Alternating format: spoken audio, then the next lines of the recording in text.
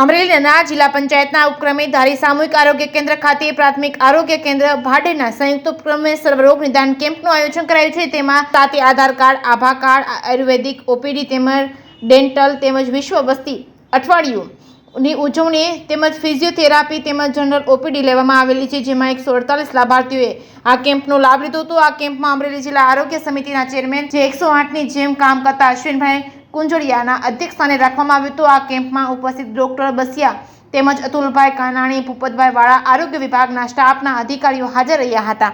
જે.કે. સિંહ ગુજરાતી સાથે સંજય વાળા, ધારી।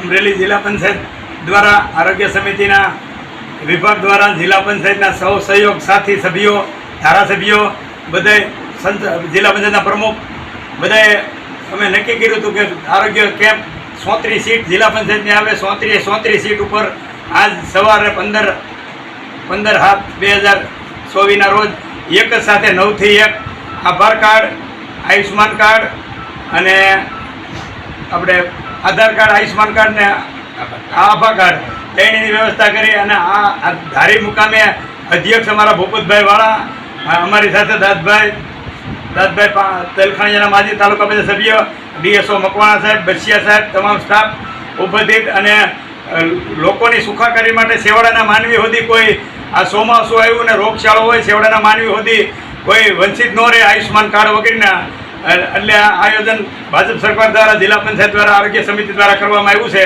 તે બાબતે દરેક જગ્યાએ છે ને અત્યારે અમે દલખાણીયા હતા, અત્યારે ધારી આવ્યા અને આખા જિલ્લામાં 34 સીટ ઉપર ચાલુ છે નિદાન કેમ્પ, સર્વો નિદાન કેમ્પ। આયુર્વેદિક ડૉક્ટરો અને તમામ ટીમ ખડે પૈયા છે ને આરોગ્ય અધિકારીનો પણ આભાર, સવારનો ઊભે પૈયા જહેમત ઉઠાવી રહ્યા છે અને અમારી જિલ્લા પંચાયત ટીમે 34 સભ્યો પણ ખડે પૈયા છે આખા વિસ્તારમાં અને લોક પ્રચાર કર્યો અને તરત અને આના અધ્યક્ષ ભૂપતભાઈ વાળા છે ધારી દવાખાનાના અને કમલાબેન ભુવા સરીસિયામાં, જેવીભાઈ કાકડિયા ધારગણીમાં, એમ બધી આખા જિલ્લામાં જે તે સભ્ય આવતા હોય એ તમામ ઊભે પૈયા છે ને સરકારની ગાઈડલાઈન મુજબ આરોગ્ય વિભાગનો ચેરમેન છું।